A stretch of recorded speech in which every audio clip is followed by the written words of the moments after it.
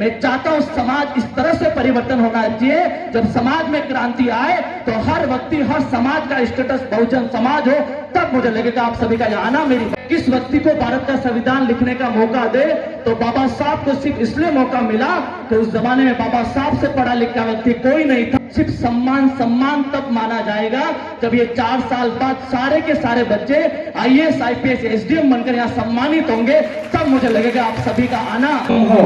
तो बच्चा लाल बत्ती की गाड़ी में IAS बनकर इस कार्यक्रम में, ऐसा मैं आप सभी के बीच में चाहता हूँ। साहब बता रहे हैं, सारे जितने भी प्रमुख लोग हैं, मेके का मोहन जी नेगड़िया साहब, इनकी पूरी टीम, बस कुछ शब्दों से मेरी बात को शुरुआत करूंगा। और युवा साथियों से स्पेशल साहब ने लिखी, बाबा साहब ने लिखी, बड़ा फख्र करते हैं इस बात को लेकर, जिस व्यक्ति ने भारत के संविधान को लिखा वो हमारे पूर्वज थे।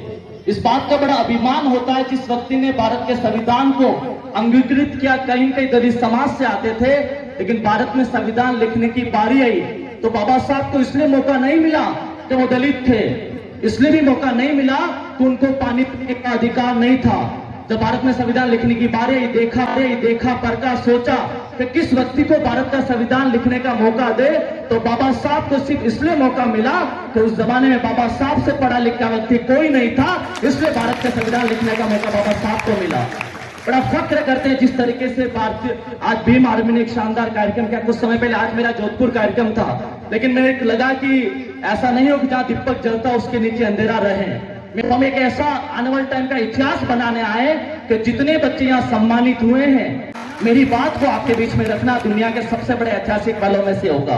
हम बड़ा गौरव करते हैं, फख्र करते हैं इस बात को लेकर कि बड़ा संघर्ष वाला समाज रहा है। पूर्ववक्ताओं ने बहुत सारी बातें कही, कुछ बातें मैं आप सभी के बीच में कहना चाहूंगा, और ये बातें हो सकता है आप सभी को चुभने वाली हो, क्योंकि मुझे चुपड़ी बात करके आप सभी के बीच में प्रशंसक नहीं बनना है। न मेरे मन में ये मान्यता रहती है कि आप मेरा फोटो स्टेटस पे डाले। मैं चाहता हूं समाज इस तरह से परिवर्तन होना चाहिए, जब समाज में क्रांति आए तो हर व्यक्ति, हर समाज का स्टेटस बहुजन समाज हो, तब मुझे लगेगा आप सभी का यहाँ आना। मेरी बात को आपके बीच में रखना दुनिया के सबसे बड़े ऐतिहासिक पलों में से होगा। जब मैं युवाओं से मिलता हूं, बहुत सारे युवा जानते हैं, जब भी शिक्षा के बारे में बात करते हैं, नेगड़िया साहब जब पहली बार मैं भी उदयपुर आया था, मैं युवाओं से एक बात जरूर कहना चाहूंगा, यदि हमसे बड़ा बुजुर्ग कोई बात कह रहा है कि ऐसा कर लो, तो उस बात को सुनकर जरूर बात ध्यान देना। जब भी मैं छोटे से गांव से निकलकर बढ़िया छोटी सी आंखों में बड़ा सपना देखने के बाद गांव से शहर आया, तो बहुत सारे जैसे मदन जी भाई साहब, ओम जी विजेंद्रवाल, ये हमारे जितेंद्र जी, जितने कितने ही लोग हैं, ऐसा नहीं किसी व्यक्ति विशेष से कोई सफलताएं मिलती है। यदि किसी व्यक्ति की सफलता होती है तो न जाने कितने लोग उसके पीठ पीछे खड़े होते हैं, तब जाके कोई व्यक्ति सफल होता है। आज आपके बीच में आया हूं तो न जाने कितने समाज के लोगों का आशीर्वाद रहा है, इस समय में उनको कभी भूल नहीं। बात जरूर समाज में, वर्ग में, अलग अलग क्षेत्रों में निकल कर आती है। स्पेशल माया में इस बात को इसलिए समझेंगे क्योंकि शेखावटी क्षेत्र से निकलकर मेवाड़ में जब सेवाएं दे रहे हैं, तो जब युवाओं से मिलते हैं, पूछते हैं बेटा क्या करना है, तो बच्चे का एक आवाज आती है, सर मुझे भी बड़ा इंसान बनना है, मुझे भी IPS बनना है, मुझे भी IAS बनना है, लेकिन मेरे पास पैसा नहीं है, या जिस घर में मैं जन्मा हूं मेरे पास धन नहीं है, या मैं गरीब घर में जन्मा हूं। मैं सदन में बैठने वाला बेटा और बेटी को कहना चाहूंगा, मैं गरीब घर में जन्मा, ये मेरी गलती नहीं है, लेकिन मेरे माता पिता उसी गरीब घर में रह के मर जाए तो दुनिया की सबसे बड़ी गलती होगी। आप हो सकता है कि आपका जन्म एक कहलू के घर में हुआ, फर्क नहीं पड़ता है। हो सकता है कि आपका जन्म एक छपरे के घर में हुआ है, फर्क नहीं पड़ता है। लेकिन आज भीम आर्मी के इस सेमिनार से, इस प्रतिभा सम्मान समारोह से इस बात की कसम खा के जानी है, कुछ भी करो, चाहे चाय पत्ती बेचो, चाहे ठेला जड़ाओ, इस बात से कसम खाने जानी है कि हमारे माता पिता के अंतिम दर्शन एक महल से विदा होंगे, तब मुझे लगेगा आप सभी का आना। मेरी बात को आपके बीच में रखना दुनिया के सबसे बड़े ऐतिहासिक पलों में से होगा। जिस वजह से मैम कह रहे थे कि किसी बिटिया और किसी बेटे की सबसे बड़ी खूबसूरती उसकी सादगी में होती है। मैं स्पेशल बेटियों और बेटों को एक बात जरूर कहना चाहूंगा, पाँव में अच्छा जूता नहीं होगा तो चलेगा, शरीर पे अच्छा कपड़ा नहीं होगा तो चलेगा, हाथ में अच्छा स्मार्टफोन नहीं होगा तो चलेगा, लेकिन एक हाथ में कलम, दूसरे हाथ में किताब ले लेना, किसी के सामने झुकने की जरूरत नहीं पड़ेगी। तभी बाबा साहब ने उस जमाने में एक बात कही थी, शिक्षा व शेरनी का दूध है, जिसको जो पिएगा दौड़ेगा नहीं दहाड़ेगा। और बाबा साहब के जिन विचारों को हम पढ़ते हैं, उनके जो बारे में सुनते हैं, अंदर से मैं चाहता हूं हर एक युवा छोटी सी आंखों में बड़ा सपना देखने के बाद अपने आप में बाबा साहब के अनुकरण पर चले और इस बात को अपने आप में एक एग्जाम्पल साबित करें कि हो सकता है कि हमारा संघर्ष रहा होगा, हो सकता है कि लोग न जाने कितने लोगों ने आपकी परिस्थितियों को गुलाम कहा होगा, लेकिन आने वाला समय हम राजा बन के जिएंगे।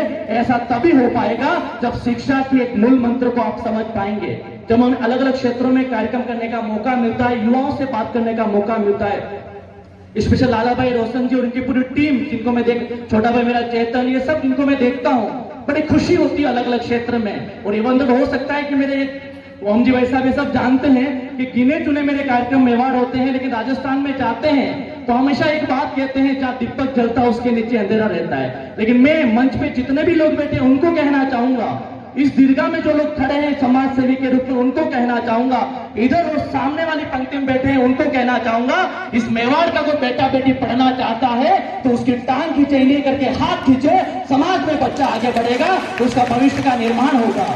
तो इस बात का जब बच्चा हमारा पढ़ता है, जब 12वीं में 95% बनाता है, तो ओम जी वैसा वही बच्चा जब कहीं मार्केटिंग का काम करते दिखता है तो कालजा हिलता और एक कहते हैं कि हम समाज सेवी मिलकर घूम रहे हैं। समाज सेवी एक्चुअल में वही माना जाएगा कि आज गरीब घर में जन्म के तो बच्चा 95% बनाया है। वीर मार्मी की और पूरी टीम तमाम जितने भी पामाशाह ये कसम खा ले कि अगले 4 साल बाद बच्चे को लाल बत्ती में घुमाना है, तब मुझे लगेगा मेरी बात का यहाँ कहना और आप सभी का यहाँ सुनना। दुनिया के सबसे बड़े ऐतिहासिक कलों में से जिस तरह से हम जिस क्षेत्र से आते हैं, मैंने काफी कार्यक्रम वहां के मारवाड़ कार्यक्रम करने जाते हैं, वहां के लोगों को देखते हैं, वहां की प्रतिभाओं को देखते हैं, बच्चा मेरिट में आए या नहीं आए, लेकिन टॉप एग्जाम जब सेलेक्ट होते हैं यूपीएससी के, उसमें टॉपर्स आते हैं समाज के, तो वो मारवाड़ से निकल कर आते। मैं चाहता हूं कि अगली बार जब एक नया सदन लागू हो, नया हमारा क्षेत्र आए, नया समाज का डेवलपमेंट हो, और जब यूपीएससी आरएस जब आरजेएस का रिजल्ट आए तो मेवाड़ वागड़ हाड़ौती क्षेत्र का नाम सबसे पहले आए। ऐसा यदि आपने करके दिखाया तो मुझे लगेगा मेरा यहाँ आना, मेरी बात को आपके बीच में रखना दुनिया के सबसे बड़े ऐतिहासिक पलों में से होगा। मुझे नहीं पता कितना समय दिया है, लेकिन कुछ 2-3 बातें मैं जरूर आप सभी के बीच में कहना चाहूंगा। बहुत सारे युवाओं को ऐसा लगता है कि जब कोई युवा काम करता है तो इस मेवाड़ में मैंने देखा है, इस क्षेत्र में मैंने देखा है, कोई भी युवा अच्छा काम करेगा उसका कहीं कहीं टांग खींची होगी। मैं तो समझता हूँ बाबा साहब को हम पढ़ते हैं, उनके बारे में सुनते हैं, बाबा साहब की क्या कम कान टांग खींची। देखो जब उनकी तीसरी 3 औलादें एक्सपायर हो गई थी, जब चौथा बच्चा मर रहा था तो उनकी पत्नी ने कहा बाबा साहब 3 बच्चे हमारे मर गए हैं गरीबी से, बीमारी से, चौथा बच्चा भी मरने जा रहा, आप क्यों जा रहे हैं। बाबा साहब पीछे मोड़े और एक बात कही कि यदि मैं वहां नहीं गया तो समाज के सारे युवा मर जाएंगे और यहाँ रहा तो एक बच्चे को बचा पाऊंगा। ये सोच बाबा साहब के उस जमाने में थी।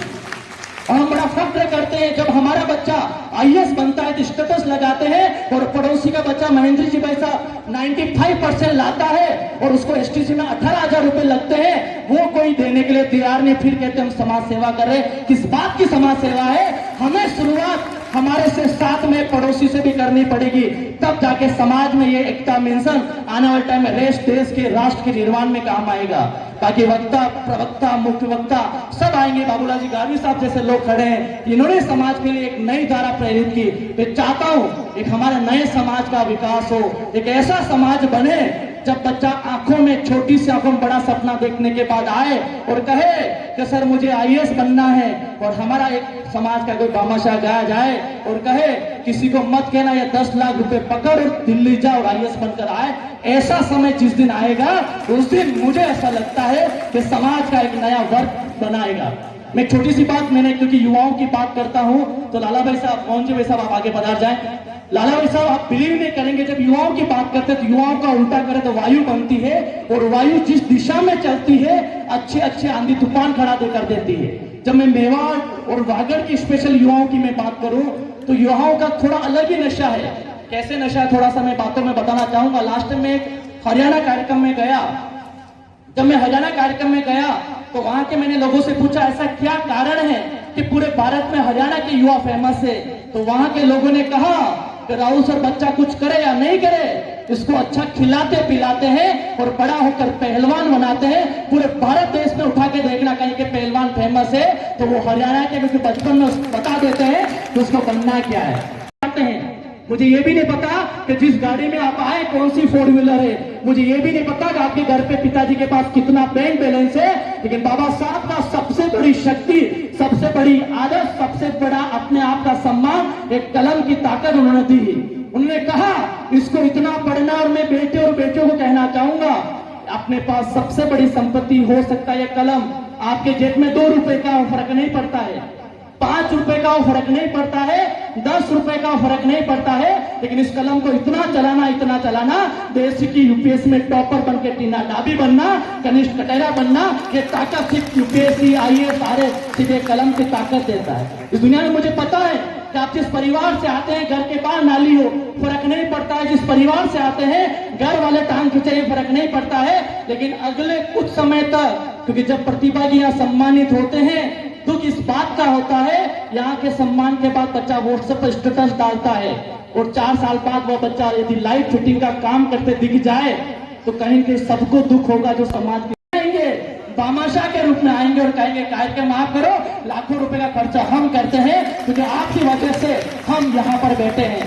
लेकिन समाज में जागृति की जरूरत है। मैंने कलम की बात इसलिए कही कि मुझे नहीं पता कि आपके पास सबसे बड़ी ताकत क्या है, लेकिन इस ताकत को पहचानना है।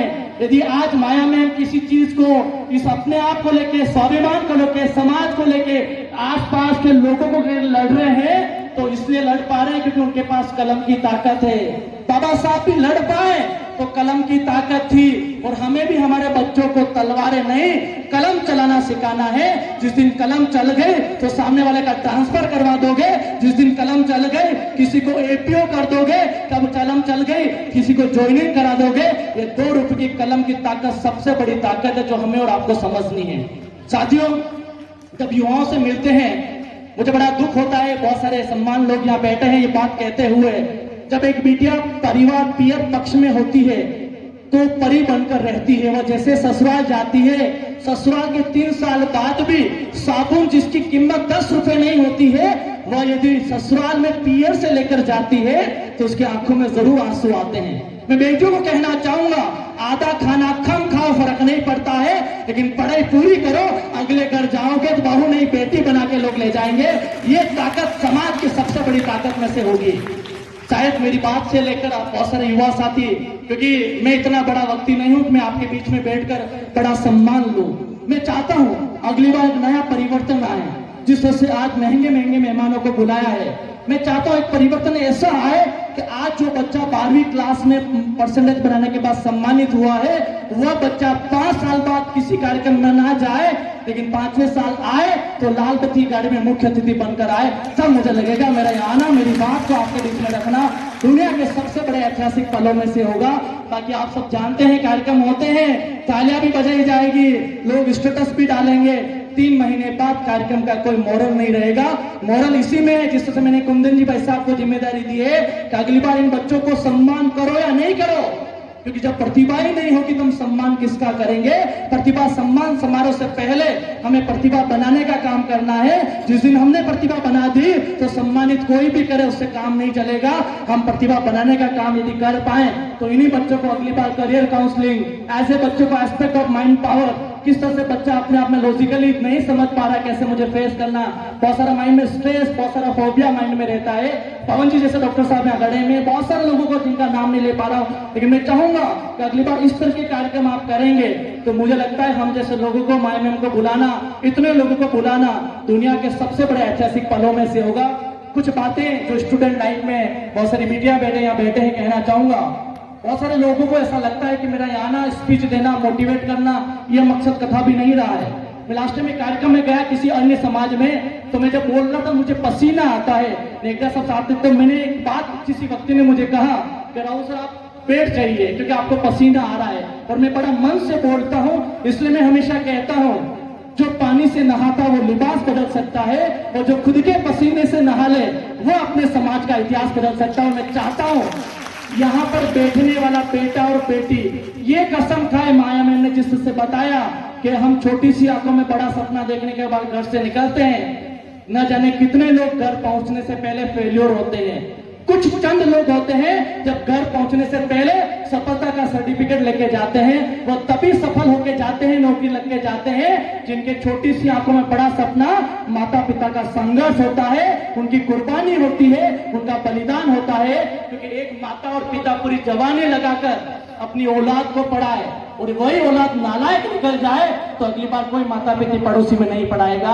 हमें संकल्प लेनी है, जिस तरीके से सूरज जी भाई साहब की बिटिया बहुत सारे अच्छे मार्क्स इस बार लाए हैं, हमें यह संकल्प लेना है अगले 1 साल 2 साल 3 साल किसी समाज में नहीं जाना है, न किसी कार्यक्रम में जाना है, न किसी जिम्मन में जाना है। हमारी उम्र 18 साल है तो 10 बाय 10 कमरे में रहना है।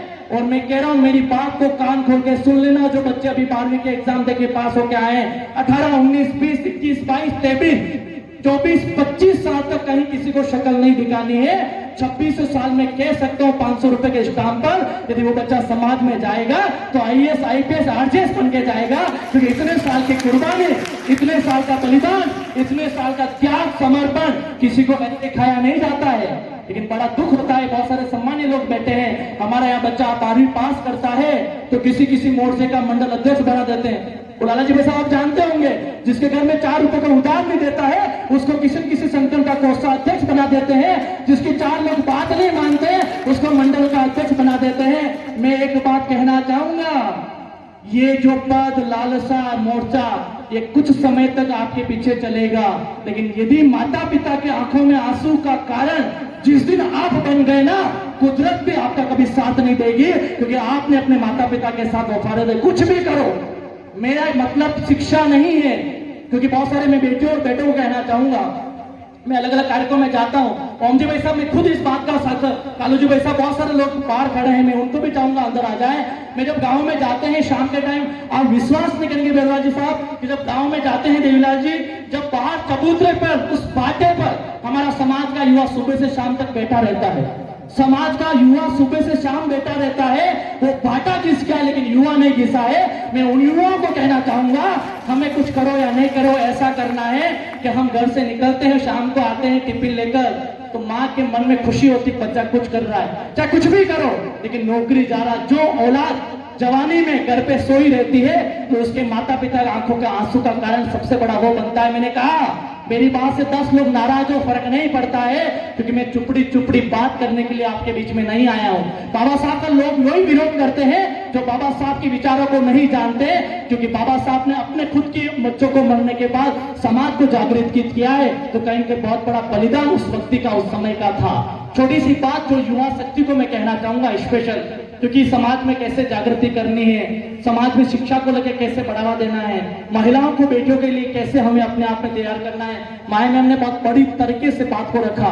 पहली बात, बहुत सारे युवा साथी समझते हैं, जो यहाँ पर मोस्टली ऐसे बच्चे हैं जो 12th के exam first year, second year, third year college के दौरान यहाँ बैठे हैं एग्जाम की प्रिपरेशन करने के साथ में। मैं 4 बातें आपको अंतिम बताऊंगा, फिर मेरी बात को समाप्त करूंगा।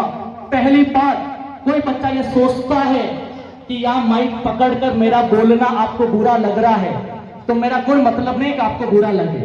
ये अगले 4 बातों में आपको ये महसूस होगा, यदि मैं मेरी क्लास को छोड़कर आपके बीच में आया हूं तो ना तो मैं इधर का भूखा हूं ना इधर का भूखा हूं, मैं भूखा इस बात से हूं, चाहे मैं टेम्पो में बैठता हूं फर्क नहीं पड़ता है, चाहे मैं बस में लटक कर हूं फर्क नहीं पड़ता है, लेकिन मैं जाऊं अगले 4 साल बाद मुझे जाने की जरूरत नहीं पड़े, माया मैम को जाने की जरूरत नहीं पड़े, इनमें से कोई बच्चा अतिथि बनकर आएगा, ये संकल्प दिलाना मेरा सबसे बड़ी प्राथमिकता रहती है।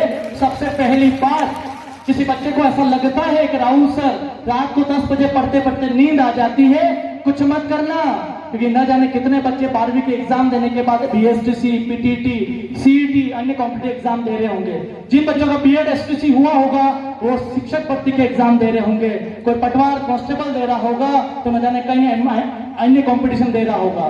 बहुत सारे युवा साथियों को मैं जब मिलता हूँ, एक बात जो निकल कर आती है, जब बड़ा दुख होता है, एक बच्चा रात को 10 बजे होती है, धीरे धीरे नींद आने लग जाती है। ऐसे कोई बच्चा और बच्ची जिसको रात को 10 बजे पढ़ते पढ़ते नींद आ रही हो, कुछ मत करना। जिस बच्चे को रात को 10 बजे पढ़ते पढ़ते नींद आ रही है, उस कुर्सी से उठना और उठने के बाद पापा जी की अलमारी खोलना, और आज भी अलमारी खोलने के बाद कोई भी आंख बंद करके 10 शर्ट निकालना और उन 10 शर्ट में से पापा के कॉलर देखना। आज आज भी 10 में से 8 शर्ट ऐसे होंगे जिनके आज भी कॉलर घिसे हैं। एक बुद्धि पिता जवानी लगा देता है अपनी औलाद को पढ़ाने के लिए, और वही बेटा बेटी सिर्फ इसलिए सो रहा है कि उसको नींद आ रही है।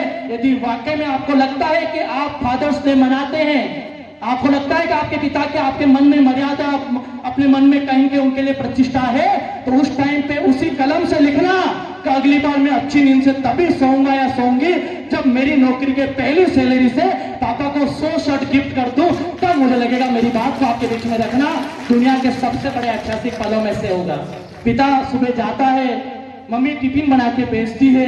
पिता जब मजदूरी करता है, देहाती करता है, नौकरी करता है, प्राइवेट जॉब करता है, कोई नहीं पूछता है खाना कब खाया, कोई नहीं पूछता है कि कब आए, क्या किया, कैसा रहा।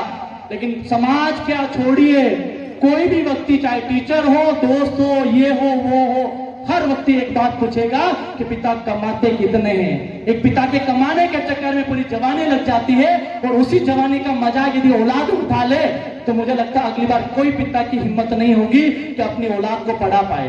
दूसरी सबसे इंपॉर्टेंट बात, क्योंकि इस दुनिया में सबसे बड़े दुनिया में कोई है तो हमारे माता और पिता, उनकी आंखें खुलती है तो हमारे लिए खुलती है कि बच्चों को पढ़ाने के लिए नौकरी करनी है, बच्चों को आगे बढ़ाने के लिए ये करना है। दूसरी सबसे इंपॉर्टेंट बात, किसी को लगता है सर मजा नहीं आ रहा है, मुझे ऐसी कुछ चीज बताइए जिससे मुझे अपने आप में मोटिवेट हो। बहुत बहुत धन्यवाद डॉक्टर दीपक जी भाई साहब का। कभी आपको लगता है कि सर मजा नहीं आ रहा है, ऐसी कुछ बात बताइए कि हो सकता है कि हमारे आंखों में आंसू नम हो, लेकिन हमारा आने वाले टाइम का चमत्कार इतना बड़ा दिखाना है।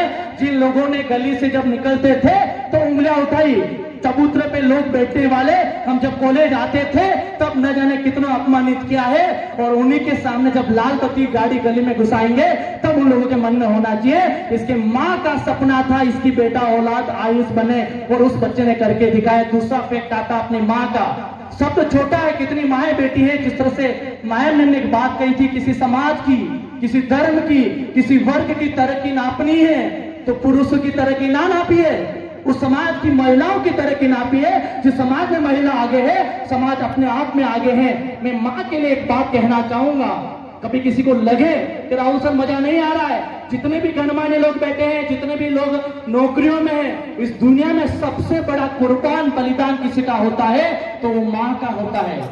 आप सोच के चलिए, किसी को रात को 10 बजे पढ़ते पढ़ते नींद आ रही है, कुछ मत करना, जिस कुर्सी से नींद आ रही है उस कुर्सी से उठना, और उठने के बाद अगले दिन पढ़ाई मत करना, और अगले दिन मम्मी के साथ सब्जी मार्केट जाना, और मम्मी को सब्जी तोड़ते हुए देखना, बार्गेनिंग करते हुए देखना। एक माँ 10 रुपए किलो आलू को 8 रुपए किलो करवाने के लिए 2 घंटे लगा देती है। माँ 2 रुपए से साड़ी नहीं आती है, लेकिन माँ को पता है कि 2-2 रुपए बचाकर मेरी औलाद को पढ़ाऊंगी, और बच्चे ने जो नहीं कर पाई वो मेरी औलाद करेगी। एक माँ का सपना होता है। एक छोटी सी बात मैं आपके बीच में कहना चाहूंगा, ये बात मैं जब भी किसी सेमिनार में जाता हूँ हमेशा कहता हूँ, इसलिए नहीं कहता मुझे अच्छी लगती है। आज के बच्चे सिर्फ व्हाट्सएप के जमाने में है, सोशल मीडिया के जमाने हैं, father's day, mother's day, online status से बताते हैं कि मैं आज पिताजी का जीवन या उनका 20 दिवस मना रहा हूं या मना रही हूं। एक छोटी सी बात, जितने भी गणमान्य लोग बैठे हैं, माँ की कुर्बानी क्या होती है, एक बार एक छोटा बच्चा होता, शॉर्ट में इसको निपटाऊंगा। इस बात को मार्मिक तरीके से समझना, देश का बड़े से बड़ा व्यक्ति, देश का सबसे बड़ा गरीब, दोनों के बीच में जितनी भी जनता है, यदि उनके बीच में सबसे बड़ी कुर्बानी किसी की रही है तो माँ खुद गिल्ले में सोती है और अपने औलाद को सूखे में सुलाती है, और वही औलाद नालायक निकल जाए तो मुझे लगता है कि फिर वो बच्चे के लिए कभी माँ का मातृत्व नहीं जगता। न जाने ये मेवाड़ की तरह है, ये वागड़ की तरह है, जब पहली बार बच्चा नहीं होता है तो पति पत्नी कितने देवरों में माथा टेकते हैं, और माथा टेकने के बाद जो औलाद हो वो नालायक निकल जाए तो शायद मुझे लगता है कि कोई अगली बार न किसी से उम्मीद रखेगा न खुद से उम्मीद रखेगा। एक छोटी सी कहानी माँ को समर्पित करता हूँ। एक बार एक छोटा बच्चा होता 2.5 साल का, उसके पिताजी चल बसते हैं। उस माँ के जीवन में खोने के लिए उसके पति थे, बेटा था, पिताजी यानी पति चल बसे। थोड़ा सा बड़ा हुआ, जब उसको स्कूल भेजा, क्योंकि छोटे बच्चे की माँ की कमियां नहीं दिखती, कमियां तो तब दिखती जब बच्चा बड़ा हो जाता है। जब वो स्कूल छोड़ने जाती थी, 1 दिन गया, 2 दिन गया, 3 दिन, भैया हाल ही के हालात बता रहा हूँ युवाओं को, और और एक बात कान खोल के सुन लेना, यदि माता पिता की कुर्बानी हमारे परिवार में बच्चों की शिक्षा के लिए नहीं लगे तो बच्चा कभी जिंदगी में अच्छा राष्ट्र का निर्माण कभी नहीं कर सकता है, क्योंकि जिसने घर का निर्माण में अपनी बाधा बनी हो वो राष्ट्र का कैसा निर्माण करेगा। जब उसकी माँ उस बच्चे को छोड़ने जाती थी तो उसको नहीं पता था कि उसकी एक आंख नहीं, और हमारे मारवाड़ वागड़ में जिसकी आंख नहीं होती उसकी काणी माँ कहते हैं, काणी औरत कहते हैं। जब वो स्कूल गया 2-3 दिन 5-6 दिन गया तो उसको दोस्त चिढ़ाने लगे, तेरी माँ काणी है, तू काणी माँ का बेटा है। उसको नहीं पता कि ये इंसल्ट होती, क्योंकि बच्चा बच्चा होता है। जब साल भर निकला उसको लगा ये इंसल्ट है, एक काणी माँ का बेटा होना इंसल्ट है। मेरी माँ काणी है, घर आया हाथ जोड़ता है, माँ तो मत आना मेरे साथ मेरे को स्कूल छोड़ने, अब मैं बड़ा हो गया हूँ और मैं अब स्कूल जा सकता हूँ।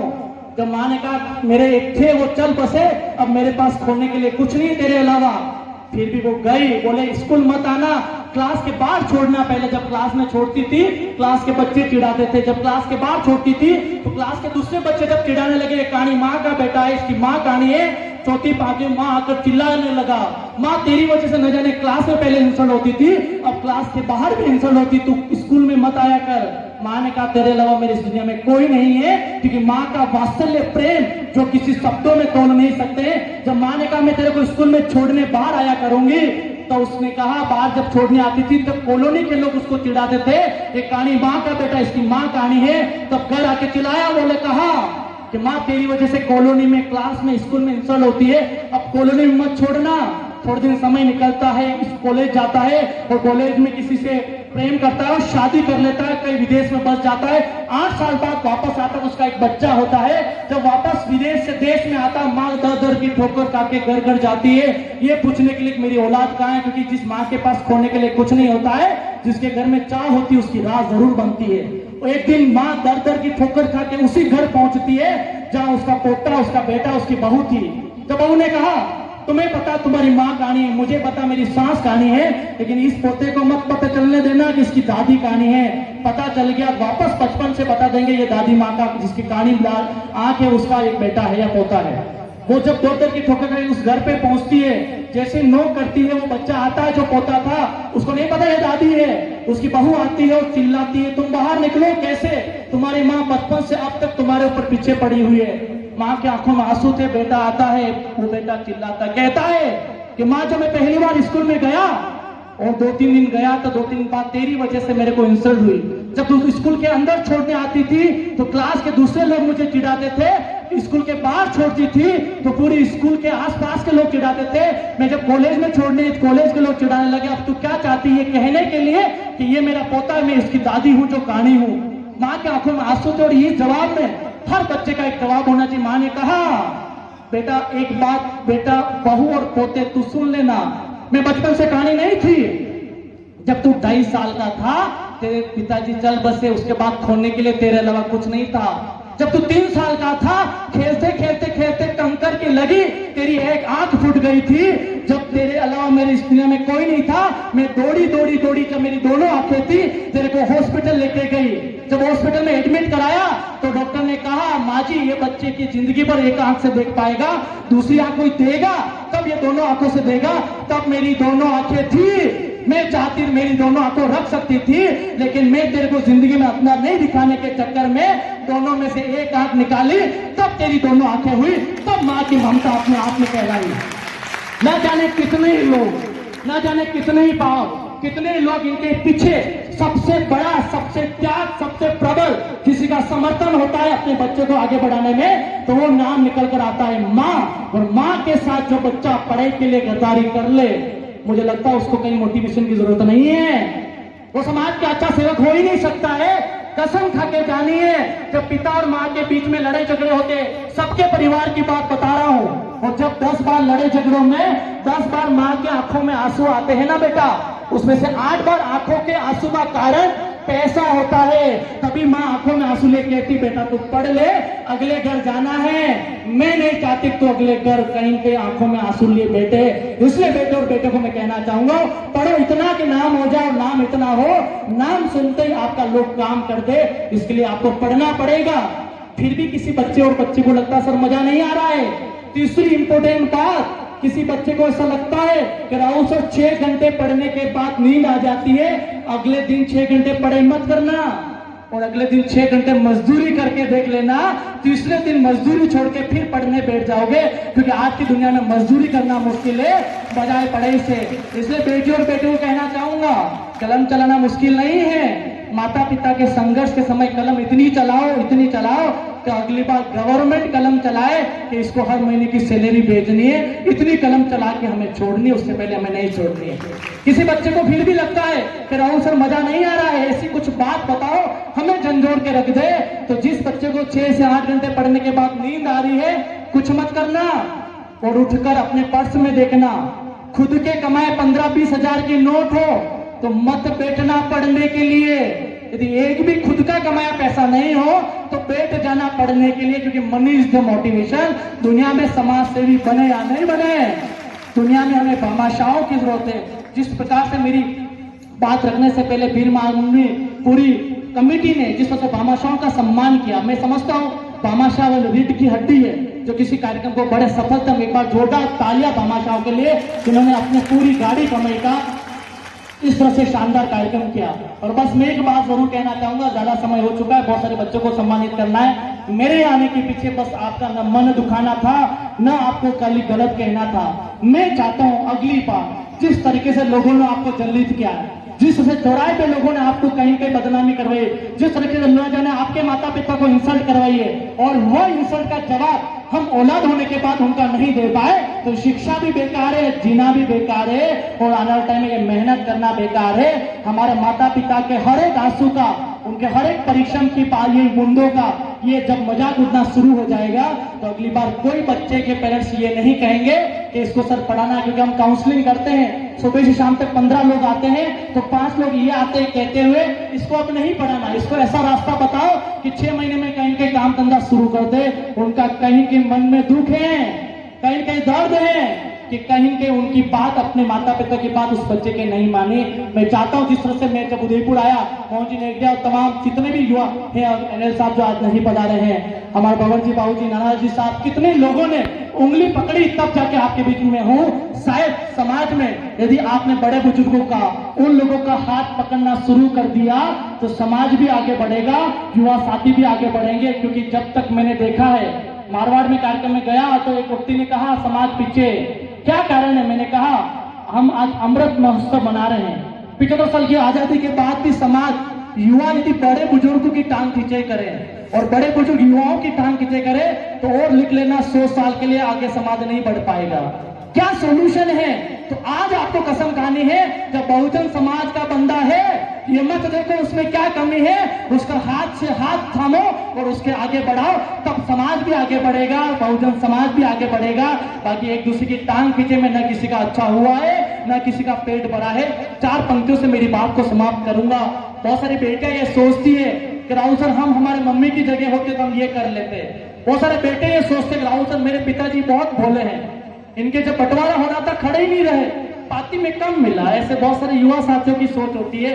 4 पंक्तियों से मेरी बात को समाप्त करूंगा। धन्यवाद दूंगा फिर भीम आर्मी पूरी एकता मंच को। और मैं चाहूंगा इस तरह से शानदार कार्यक्रम में हमसे ज्यादा इंपोर्टेंट या अतिथि जितने इंपोर्टेंट है उससे कई लाख गुना ज्यादा इंपोर्टेंट वो बहुजन समाज की माँ है, जिन्होंने अपना काम छोड़कर आज हमारे बीच में आए। एक बार जोरदार तालियां हमारे सभी माओं के लिए जिन्होंने अपना अमूल्य समय निकाला। वो सारे पिताजी जिन्होंने आज संडे था, कार्यक्रम फिक्स थे, फिर भी यहाँ आए। वो सारे युवा साथी, वो समाज की बेटियां, वो समाज के बेटे जिन्होंने सोचा बहुजन समाज का कार्यक्रम है तो ये नहीं देखा कौन करवा रहा, ये देखा सही लोग करवा रहे, हमें जाना चाहिए। 4 पंक्तियों से मेरी बात को समाप्त करूंगा। युवा ये सोचते हैं हम उस समय आते थे अच्छा लगता, बेटियां ये सोचते हैं हम उस टाइम पे आती थी अच्छा लगता। तो 4 पंक्तियों से मेरी बात को समाप्त करूंगा। कभी कभी हम सोचते हम बहुत देरी से आए, हमें तो अकबर की तानाशाही में आना था, हमें तो बीरबल की यादों में आना था, हमें तो बाबा साहब के समय आना था। फिर हम सोचते आए हैं तो सही समय पर आए, रच डाले इतिहास उन लोगों ने। पांडाल में बैठने वाले हर एक व्यक्ति एक नया इतिहास रचने आया है। जोरदार तालियां युवा साथियों के लिए, बड़े बुजुर्गों के लिए, माता बहनों के लिए। Special thank you Bhim army की पूरी टीम को। हमारा रोशन जी भाई साहब का निमंत्रण था, आना था, आज मेरा जोधपुर कार्यक्रम था, लेकिन फिर भी मैंने कहा जहां दीपक जलता उसके नीचे अंधेरा नहीं हो। आप भी कभी समय मिले जरूर संस्थान पधारिएगा। मैं स्पेशल लाला भाई को, कुंदन जी भाई साहब का, माया मैम को, हमारे देशमुख जी को, हमारे गावरी साहब और पूरी टीम जिनके नाम प्रत्यक्ष अप्रत्यक्ष रूप से नहीं ले पाए, मैं सबको लगभग जानता हूँ। मेरा आपसे एक बार फिर विनती है, हम गरीब घर में जन्मे ये हमारी गलती नहीं है, लेकिन हमारे माता पिता उसी गरीब घर में रह के मर गए, तो दुनिया की सबसे बड़ी गलती हम कर रहे हैं।